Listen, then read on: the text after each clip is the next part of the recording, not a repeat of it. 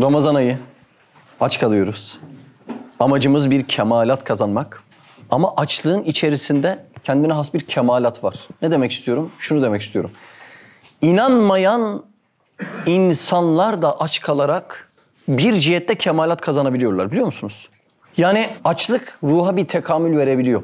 Mesela Hindistan'da bir adam var. Aç kalaraktan ruhunun bazı özelliklerini ortaya çıkarmaya çalışmış ve ardından akreplerle yaşıyor. Kimisi var işte vücuduna bir insanın dayanamayacağı acıları tanıttırıyor ve o adam o acılara dayanabiliyor. Yani açlığın içerisinde bir kemalat var. Açlık mahiyeti insana mutlaka bir tesir bırakır. Ama oruçtaki tesir bu tesirlerin çok ötesindedir. Başka bir hikmet vardır. Orucun içerisinde tüm insanlığın huzuru ve saadeti saklı olan bir açlığın anahtarı vardır. Allah Allah. Şimdi yemek, içmek, mesken ve evlenme meseleleri bir insanın şükrünü en çok tahrik eden olgulardır. Doğru mu? Hatta bunun şükrü en çok tahrik ettiği ne belli? Cennet tasvirlerine bakınız. En çok buralardan bahsediliyor değil mi? Evlenme kısmından bahsediliyor. Yeme kısımlarından, cennetteki nimetlerden bahsediliyor. Veyahut cennetteki meskenlerden değil mi? Kasırlardan, saraylardan bahsediliyor. Demek ki insanın şükrünü en çok tahrik eden bu olgularmış. Şimdi bunların kısılması ile bunların varlığı ve lezzetinin daha çok hissettirilmesi işte bu ay içerisinde oluyor. Peki nasıl oluyor? Aç kalarak bunların lezzeti nasıl arttırılıyor? Ve aç kalarak ruhun içerisindeki o kemalat nasıl ortaya çıkıyor? Hadi bakalım konuşalım bunları. Buyurun. Anahtar kelimemiz yani sellevhamız şükrün anahtarı. Orucu kastediyoruz. Bismihi Subhanehu. 29. mektup Ramazan Risalesi 2. nükte. Ramazan-ı mübareğin savmı Cenab-ı Hakk'ın nimetlerinin şükrüne baktığı cihetle çok hikmetlerinden bir hikmeti şudur ki. Şimdi bakın Allah Azze ve Celle yeryüzünü nimetlerle bezemiş mi? Bezemiş. Sonra bir ay içerisinde ne diyor? Yeme diyor. Amaç ne? Yani bu kadar veriyor ama yeme diyor. Siz teşekkür ettirmek istediğiniz bir insana ne yaparsınız? İkram edersiniz, doğru mu? Şimdi Allah Azze ve Celle kainatı nimetlerle doldurmuş. Amaç ne? Belli ki teşekkür ettirmek. İnsanı sürekli şükür eder halde görmek istiyor değil mi? Şimdi nimetler durduğu yerde duruyor ama şükrümüz duruyor mu? Durmuyor. Demek ki verdiği nimetler suistimal edilmeye başlanmış. Şimdi buralarda bir paradoks oluyor. Bunu çözmemiz lazım. Buradaki en sihirli kelime şudur. Bir şey devam ederse lezzetini kaybeder. Bunu bilmemiz lazım. Allah bizi neden aç bırakıyor? Aç kalınca neden şükür makinesi tahrik olup çalışıyor bunu anlayacağız. Bunu anlamak için şu cümleyi bilmemiz lazım. Bir şey devam ederse lezzetini kaybeder. Şimdi bu lezzetlenme gayesine oruç mükemmel hizmet ediyor. Bir insan düşünün, şelalenin yanında oturmuş güneşleniyor. Siz bu adama götürseniz, şu elimdeki 1 litre suyu satın al deseniz adam yüzünüze bakmaz ya. Niye? Zaten şelalenin yanında, suyun yanında. Ama siz aynı adamı çölde yakalasanız, şu 1 litre suyumu alır mısın deseniz, o adamın çöldeyken servetini alırsınız. O zaman şunu soralım, suyun hakiki değeri hangisi? Şelalenin yanında adam 5 para kıymet vermedi. Çölün yanında adam bütün servetini verdi. Şimdi işin aslı şu. Şelalenin yanındaki adam da su içiyor değil mi? Evet. O zaman şu cümleyi söyleyebiliriz. Şelalenin yanındaki adam da çöldeki adam kadar suya muhtaçtır. Ama muhtaç olduğunu hissetmesini yitirmiş. Neden? Çünkü bir lezzet devamlı gelirse o nimet lezzetini yitirir. Şimdi tam burada ne devreye giriyor biliyor musunuz? O şelalenin başında duran adama oruç giriyor ve diyor ki bu nimet yanında da olsa artık elini süremezsin diyor. Ve ne oluyor? Oruç nimetin gerçek değerini bize bildiriyor. Bu neden önemli? Ben nimetin gerçek değerini bilirsem nimeti gönderenin de gerçek değerini bilirim. Görüyorsunuz değil mi? Yani biz nimetin değerinden mün'im-i hakikinin değerini anlamış oluyoruz. Ve bunu ne sağlıyor bize? Oruç sağlıyor. Oldu mu bu denklemimiz? Devam edelim mi o zaman? 1. sözde denildiği gibi bir padişahın matbahından bir tablacının getirdiği taamlar bir fiyat ister. Şimdi asıl mallar kime ait? Padişaha ait. Satan kim? Tablacı. Tabla ne biliyor musunuz? Hani pazarlarda elma, maydanoz, domates koydukları şey var ya ona tabla denir. Hani çocukken görmüşsünüzdür. İşportacılar geçerdi mahalleden. O taşıdığı şeyler nedir? Tabladır. Yani siz o pazardakini düşünün. Pazarda ne koyuyor? Elma koyuyor. Doğru mu? Şimdi şurada neler var? Elmalar var. Şimdi o adam ne hükmüne geçti? Tablacı. Ama esas elmalar kimin? Padişahın. Şimdi bakın biz o elmaya 5 TL veriyoruz değil mi? Bakın sizin verdiğiniz 5 TL elmanın nakliye parası. Yaratılış parası değil. Normalde elma maddi olarak karşılığı olmayan bir şeydir. Yani bir insanın parası ancak suni şeylere yetebilir, fıtri şeylere yetemez. Buyurun mesela bütün servetimizi koyalım, bir elma yaratmaya çalışalım haşa. Ne kadar para yeter buna? Hiçbirisi karşılığı olmaz. Demek ki para suni şeylerde kullanılan bir şey, fıtri şeylerde kullanılan bir şey değil. Yani bizim tablacıya verdiğimiz 5 TL neyin parası biliyor musunuz? Neyin parası? Nakliye parası, nakliye. Ağaç Allah namına ikram etmiş, oradan koparmış, nakliyesini vermiş, tablaya koymuş, 5 TL veriyorsun. Yoksa buyurun birlikte mesela para olarak bir elmayı yaratmanın hesabını yapalım. Güneş lazım mı? Lazım. Kaç para? Yok karşılığı. Dünya senin olsa karşılığı gene yok. Bulutlar lazım mı? Yağmurlar lazım mı? Lazım. Azot, karbon, oksijen, hidrojen mükemmel dörtlü lazım mı? Lazım. Şimdi hangisine paran yeter, hangisinin değerini biliyorsun? Hiçbirinin değerini bilmiyorsun. Şimdi biz hakikate baktığımızda hani 5 TL verip elma alıyoruz ya. Bir de zikrediyoruz işte ucuzladı, pahalandı şöyle böyle. Ya şimdi o başka bir hikaye. Ama senin verdiğin 5 TL, 10 TL neyse ancak ve ancak nakliye parası. Yani biz elmanın esas parasını veremeyiz. Doğru mu? Şimdi biz birçok zaman elmayı görür görmez midemiz aklımıza geldiğinden elmayı böyle müstakil elimize alıyoruz. Kıymetini bilmiyoruz. Elmanın kıymetini anlamak istersen elmanın var olması için bütün kainat ambarının çalışmasının zorunlu olduğunu anlayacaksın. Yani ne demek istiyorum biliyor musunuz? Bir elmayı sana verenin kainatı da yaratması zorunlu. Çünkü bir elmanın olması için tüm kainata ihtiyaç varsa elmayı yaratan kimse kainatı yaratan da odur. Kaç para etti şimdi bir elma? Paha biçilmez. Şimdi biz burada ne yapıyoruz biliyor musunuz? O tablacıya parayı veriyoruz ama elmayı asıl gönderen padişahı, sultanı unutuyoruz. Nasıl olur bu? Nasıl olur? Şimdi sen bana yan taraftan bir yemek göndersen, ben gönderdiğin arkadaşın elini öpsem ama kimin gönderdiğini umursamasam ne oldu? Gönderiş amacın tamamen iptal oldu. Yaptığın masrafların hepsi çöpe gitmiş oldu. Yani bizim kainatta gördüğümüz nimetleri bize kim sunuyorsa sunsun, ne hükmünde onlar mahsum? Tablacı hükmünde. Masaya hanımın güzel bir yemek getirdi. Getirdi de içerisindekilerin hiçbirini yaratan hanımın değil ki. Demek ki hanımın ne hükmünde? Tablacı hükmünde. Bir gün çocuğunu kucağına aldın, zahire baktığında bir karı ve bir kocanın neticesinde bir çocuk dünyaya geliyor. Ama onlar bu çocuğu yapmaya muktedir değil ki. Onlar bile ne hükmünde? Tablacı hükmünde. Yani kainatta her kimden her kime bir şey verilirse her birisi tablacı hükmündedir. Asıl onları veren, yaratan, ikram eden o padişah, o sultanı ezel ve ebeddir. Şimdi biz bu manayı neyle anlıyoruz biliyor musunuz? Oruçla anlıyoruz. Çünkü günlük her dakika elimin altında olan su benden kıymetini yitiriyor. Neyden dolayı? Bir şey devam ederse lezzetini yitirir. Şiddeti zuhurundan dolayı. Allah mideye anahtarı vuruyor yanında ama dokunamıyorsun. Anlıyorsun ki ya bu ne kadar kıymetli bir şeymiş. Allah Allah. İşte bunu sağlayan oruç oluyor. Ve gözünde tablacı siliniyor. Diyorsun ki bu nimeti esas gönderen kimse benim onu bulup teşekkürümü bizzat ona yapmam lazım diyorsun. Doğru mu? Bakın kainatta nimetin verilme sebebi bizi doyurmak değil. 10 tonluk fil, 15 tonluk fil günlük 100-200 kilo ot yiyor. İnsan için sadece patatesin 5000 çeşidi var. Bakın çileğin kaç çeşidi sayamayız. Elmanın kaç çeşidi sayamayız. Şu insanın doyması için bir su bir ekmek yeter miydi? Yeterdi. Bak bu kadar yeterliydi. Madem bu kadar yeterliydi, ekmeğin envai çeşidi neden var? Buğdayın envai çeşidi neden var? Tarhananın envai çeşidi, etin envai çeşidi, sütün envai çeşidi, peynirin envai çeşidi, elmanın, armudun, muzun envai çeşidi neden var? Bizi bilen bir zat bütün taleplerimize hitap edecek çeşitleri önümüze sunmuş. Burada birazcık düşünen insan der ki, demek ki amaç beni doyurmak değil. Demek ki amaç bu nimetlerle kendisini tanıttırmak. Bak dünyadaki sofram bu kadar zenginse ahiretime iştahın artsın. Kim bilir oradaki sofram ne kadar zengindir. Çünkü madde ne için vardır? Mana için vardır. Madde zatı itibariyle bir şey ifade etmez. Madde ne için vardır? Mana için vardır. Şimdi ben sana şuradan çiçek ikram etsem ve her gün yolda geçerken görmüyor musun çiçek? Görüyorsun. Ama ben ikram ettiğimde neden ağlıyorsun? İşte sevdiğimi sana orada sunmuş oluyorum. Yani madde orada bir mana oluşturuyor ve bu yüzden duygulara dokunuyor. İfade edebildim mi? İşte kainattaki nimetler bir anda kesildiğinde bizim zihnimiz tam bu meseleleri anlayıp idrak ediyor.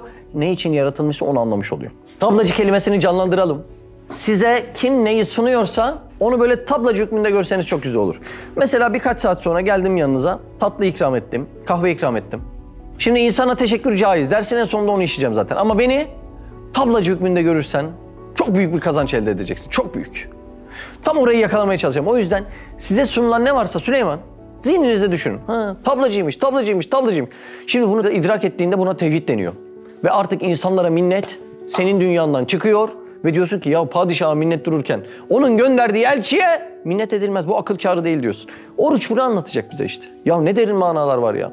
Ne derin manalar var. Oruca sadece açlık gözüyle bakan bu meseleden hiçbir mana yakalayamamış demek. Buyurun devam edelim. Tablacıya bahşiş verildiği halde çok kıymetdar olan o nimetleri kıymetsiz zannedip onu inam edeni tanımamak nihayet derecede bir belahet olduğu gibi Ahmaklık yani. Cenab-ı Hak hadsiz envai nimetini nev-i beşere zemin yüzünde neşretmiş, ona mukabil o nimetlerin fiyatı olarak şükür istiyor. Şimdi şükür ne demek biliyor musunuz? Allah'ım sana hamdolsun. Oldu mu Umut? Olmadı Umut. Onu herkes rahatça söyleyebilir. Böyle şükür değil demek ki. Şükürden murat başka. Nedir biliyor musun? Bizim yine bilmediğimiz bir kaide. Çok elzem bu. Çamaşır makinesi alıyor musunuz eve? Alıyorsunuz değil mi? Çamaşır makinesi şükrünü nasıl yapıyor? Çamaşırları yıkayarak. Bulaşık makinesi alıyor musunuz? Nasıl yapıyor şükrünü? Bulaşıkları yıkayarak. Araç alıyor musunuz araç? Peki şükrünü nasıl veriyor araç? Sizi bir yere götürerek. Demek ki her nimetin şükrü kendin evinden. Göz verdi mi? Şu masnuatı okuyacaksın, Sani Zülcelal'ı bulacaksın. Para verdi mi? Allah yolunda infak edeceksin. Güç kuvvet verdi mi? Allah yolunda vakarlı duracaksın. Güzel bir hitabet verdi mi? Allah yolunda konuşacaksın. Onun zekatını öyle vereceksin. Değil mi? Allah Allah. Güzel dostlar, güzel çevre verdi mi? Her birisini Allah yoluna sevk etmeye çalışacaksın. Yoksa öteki türlü oturalım, Allah'a hamdolsun, Allah'a hamdolsun. Verdiği bunca cihazatın şükrü nasıl olacak? Şimdi ben sana 1001 çeşit mutfak malzemesi alsam, akşam bize güzel bir yemek yapacaksın diye. Sen de Allah razı olsun desen de o yemeği yapmasan olur mu? Evde kabul eder misiniz böyle şükrü? Salih, etmeyiz değil mi? Şimdi Allah Azze ve Celle de demek bu noktadan şükrü nasıl istiyor? Her şükür kendi cinsinden amel etmekle olacaktır. Burada kendimizi kandırmamamız lazım. Şimdi bir de şükürde en önemli bir hadise nedir biliyor musunuz? Farkındalık hadisesi. Bizim bu asırdaki en büyük hastalığımız inan şükürsüzlük hastalığı. Yani var olan şeylerin güzelliğini göremiyoruz. Var olmayan şeyler neden bende yok? Buna takılıp üzülüp duruyoruz. Çok büyük bir hastalık. Bakın mesela bir olay anlatalım. Karun hazinesinin anahtarını kaç deve taşıyor? 200 deve. Bakın bu kadar varlıklı bir adam düşünün. Hazinesinin anahtarını 200 deve taşıyor. Ama bir yerden bir yere seyahat ederken yine deveyle seyahat ediyor. Bugün içimizde en standart belki bir öğrenci arkadaşımız bile seyahat edeceği zaman uçağa biniyor mu? Biniyor. Bakın bu bizlere has sunulmuş özel nimetler. Yani Allah ta geçmiş zamanlarda belki birçok topluma sunulmamış nice nimetleri bize sunmuş.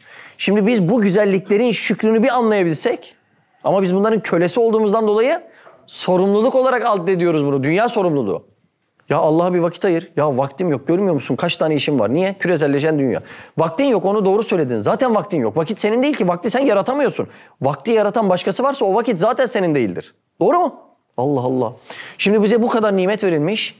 Bu nimetler içerisinde Allah ne güzel tanınır ya. Öyle mi? Bak koskoca serveti olan Karun bile deveyle gezerken biz bugün en standart arkadaş uçağa biniyoruz. Şimdi bunların da nimet olduğunun bence farkına varmamız çok elzem. Risale-i Nur'da bir tabir geçer. Üstad Hazretleri Efendimiz Aleyhisselam dönemiyle ilgili bir şey anlatırken şunu der. Gel seninle Ceziretül Arab'a gidelim. O Arap Yarımadası'na gidelim. Niye? Çünkü o an kıymetli bir şey. Şimdi mesela ilkokulda çocuklar hadi ampul yap desen yapar mı hepsi? Yapar. Bir kıymeti var mı? Alıyorlar, ediyorlar, elektriği bağırıyorlar, yakıyorlar yani. Bir problem yok değil mi? Ama Edison'un dönemine gittiğinde 2000 denemeye nihayetinde yapılmış o ampul çok kıymetli. Demek bir nimet dönem olarak da değerlendirilmek zorunda. Biz şimdi ta eski dönemlere bakıp şimdiki döneme kıyas ettiğimizde gerçekten de Allah'ı bulmak için çok fazla daha imkanımız olduğunu göreceğiz. İmkan ne kadarsa hesap da o kadardır. Bilgimiz olsun. Buyurun devam edelim. O nimetlerin zahiri esbabı ve ashabı tablacı hükmündedirler. O tablacılara bir fiyat veriyoruz.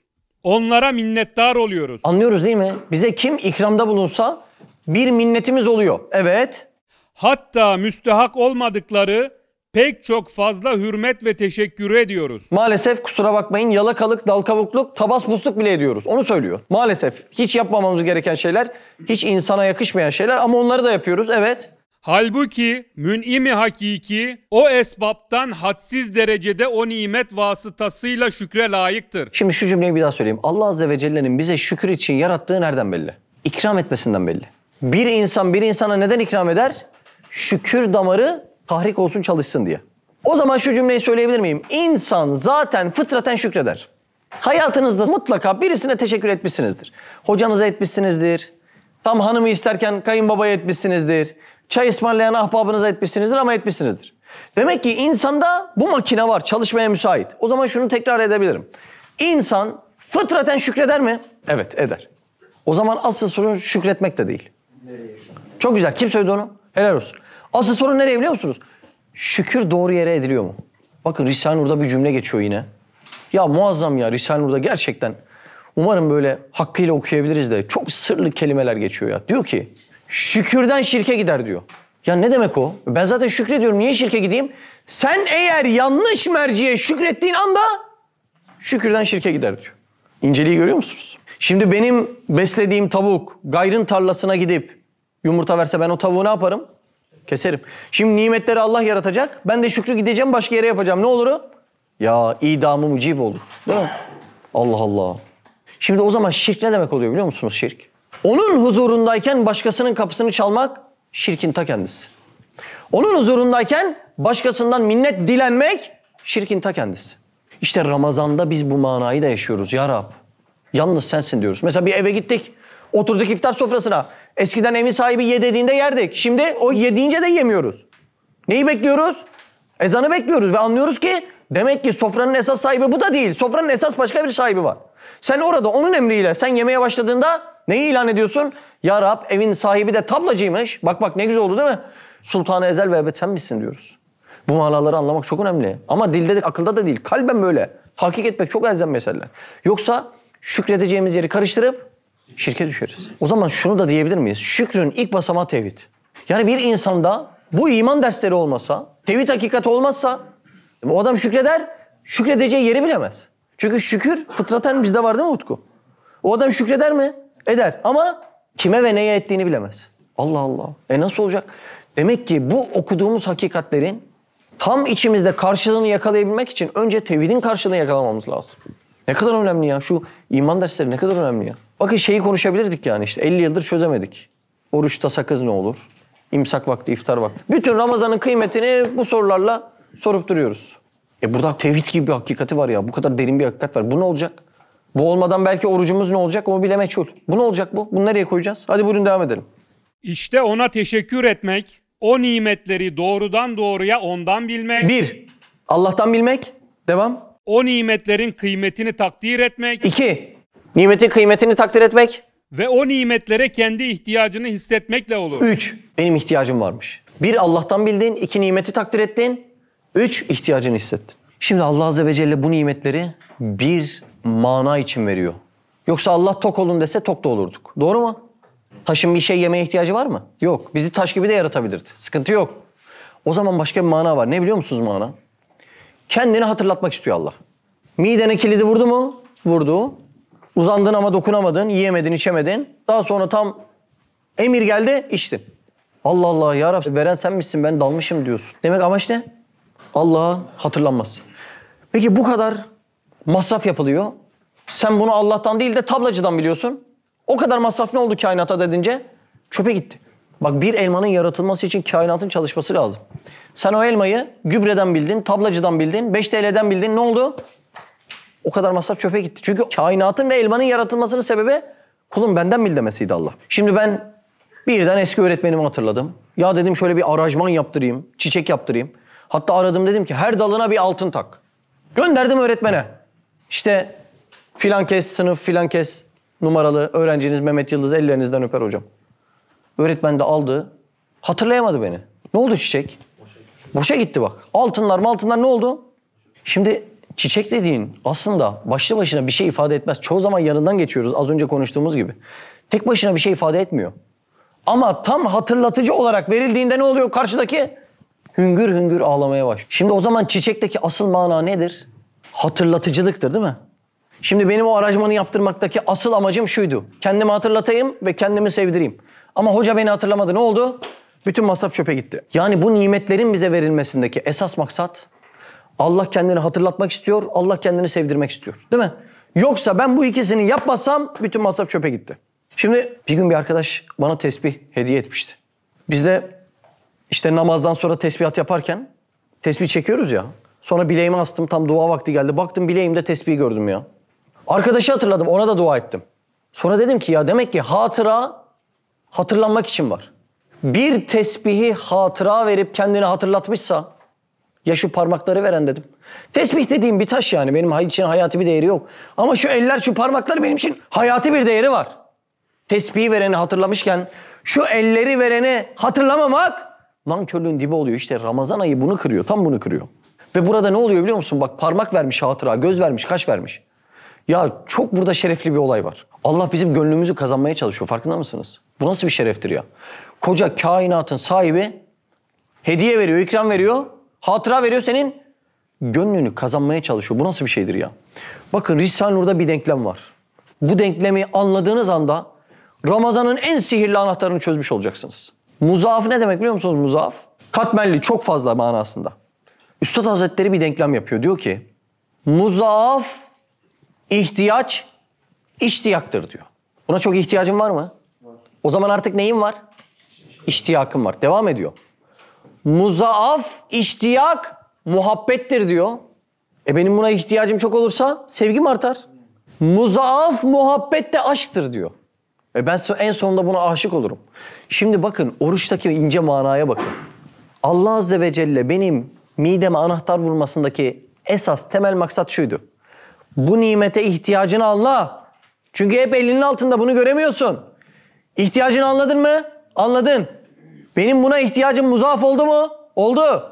Biz az önce öğrendik. Muzaaf ihtiyaç iştiyak doğurdu. Ben hep iştahlandım buna. İştiyak duydum ya. Nerede olsun, nerede olsun? Muzaaf iştiyak muhabbet doğurdu. Ya şu suyu da bir seviyorum sorma ya. İçince böyle boğazını nasıl serinletiyor. Muzaaf muhabbet aşk doğurdu. Ben bunsuz yapamam. Şimdi ben bunu maddeden örnek verdim ama kainatta benim sevdiğim ne varsa asıl sevdiğim şeyler onlar değil. Allah'ın esmasıdır. Madem kainatta sevdiğim her şey Allah'ın esmasıdır, benim asıl ihtiyacım Allah'adır. Madem ihtiyacım Allah'adır, İştiyakım Allah'adır. Madem iştiyakım Allah'adır, muhabbetim Allah'adır. Madem muhabbetim Allah'adır, aşkım Allah'adır. Madem aşkın Allah'a, işte o likaullah denen kavuşma ve buluşma gününü insan nasıl bir arzu ve istekle çeker, orayı da siz hesaplayın. İşte Allah nasıl sevilir? Allah böyle sevilir. Çok muazzam bir sır. Devam edelim mi?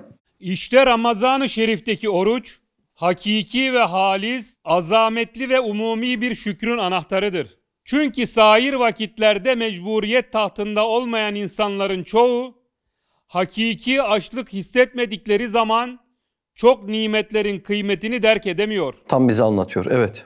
Kuru bir parça ekmek, tok olan adamlara, hususan zengin olsa, ondaki dereceyi nimet anlaşılmıyor. Şimdi varlıklı bir adama Ramazan'da Ramazan kolisi götürsen ne yapar? Güler değil mi? Ya yeğenim dalga mı geçiyorsun der ya. Deprem oldu. Gördü ki adam köşede koli dağıtan bir yer var. Ne yapar? Sıraya girer değil mi? İşte Ramazan o deprem. Birden kesildi nimetler. Zengin, fakir. Hepsi bu manayı anlıyor. Demek ki nimet nefsi yemler, Ramazan nefsi gemler. Dur bakayım der. Demek ki bu tür mahrumiyetler kulu ihtiyacını hissettirerekten Allah'a yaklaştırıyor. Şimdi fakir adam bu nimetlere ihtiyacını bir derece bilir. Ama varlıklı bir adam o nimetlerin yokluğu ne demek, bunun manasını bilemeyeceğinden orada devreye Ramazan giriyor ve ne oluyor? Hani böyle telefon falan dengesini yitirdiğinde biz fabrika ayarlarına döndürüyoruz ya. Oruç bir düğmeye basıyor, kul ayarlarına dönmüş oluyoruz. Ya evet. Halbuki iftar vaktinde o kuru ekmek bir müminin nazarında çok kıymetdar bir nimet ilahiye olduğuna kuvve-i zayikası şehadet eder. Öyle oluyor değil mi? Tam böyle orucu 15 dakika kalmış, masaya oturuyorsun, hep onunla bakışıyorsun. Ekmeğe göz kırpan arkadaşlar görüyorum arada. Niye? Kıymetleniyor yani. Yüzüne bakmadığın ekmek kıymetli bir hal alıyor. Evet. Padişahtan ta en fukaraya kadar herkes Ramazan-ı Şerif'te o nimetlerin kıymetlerini anlamakla bir şükrü maneviye mazhar olur. Herkes mi? Herkes. Ramazan'ın önünde kulun farkı mevcut değil. Herkes kul. Allah Allah. Bak bu manayı anlatıyor. İnsanın içerisindeki Firavun'un, Nemrut'un, Şeddat'ın kafasına esiyor ya Ramazan. Evet. Hem gündüzdeki yemekten memnuiyeti cihetiyle Memnuiyet, yasak. Evet. o nimetler benim mülküm değil. Ben bunların tenavülüyle hür değilim. Demek başkasının malıdır. Benim olsaydı istediğim zaman yiyebilirdim. Ama demek başkasının ki şimdi yemeyeceksin diyor. Evet. Ve inamıdır. Onun emrini bekliyorum diye nimeti nimet bilir, bir şükrü manevi eder. İşte bu suretle oruç çok cihetlerle hakiki vazife-i insaniye olan şükrün anahtarı hükmüne geçer. Şimdi 3 tane kavramı konuşup dersi bitirelim. Kavramlarımız medih, şükür, hamd. Medih yani met etmek manasında şimdi konuşacağım. Medih yani met etmek cansız bir mahlukada yapılır. İnsan içinde yapılır, Allah Azze ve Celle içinde yapılır. Met etmek, övmek, güzel sözler söylemek. İkinci mana olan şükretmek cansız varlıklara yapılamaz. Teşekkür etmek manasında insana yapmak caizdir ve şükretmek manasında Allah Azze ve Celle'ye yapılır. Şükür budur. Geldik hamd etmeye. Ne cansıza yapılır ne insana yapılır. Bizzat Allah'a yapılır. Hamd öyle bir sırdır ki. Ya Rab, her kimden her kime verilmiş, geçmiş, övülmüş, bulunmuş ne kadar güzellik varsa ben bilirim ki bu güzelliklerin bütün esas tek ve sahici kaynağı ancak sensindir. O yüzden her kimden her kime ne kadar övgü varsa onların da esas sahibi ancak sensindir demek hamd etmektir. Ne cansıza yapılır ne insana yapılır. Yalnız ve yalnız Allah'a yapılır. Biz de öyle bir hamd edelim mi? Ya Rab, Ya Rab diyelim şöyle. Vermediklerine takılıp o verdiğin güzellikleri göremeyip hamd edemediğimiz için bu Ramazan'ın bereketi hürmetine sen bizleri affeyle ya Rab. Amin, amin, amin. Subhaneke la ilme lana illa ma allamtana inneke entel alimul hakim. Ve ahiru davana enelhamdülillahi rabbil alemin. El Fatiha ma salavat. Siz de Hayalhanem İstanbul ve diğer tüm projelerimize destek olmak için buradaki linke tıklayarak online bağışta bulunabilir veya aşağıdaki iletişim numaralarından bizlere ulaşabilirsiniz.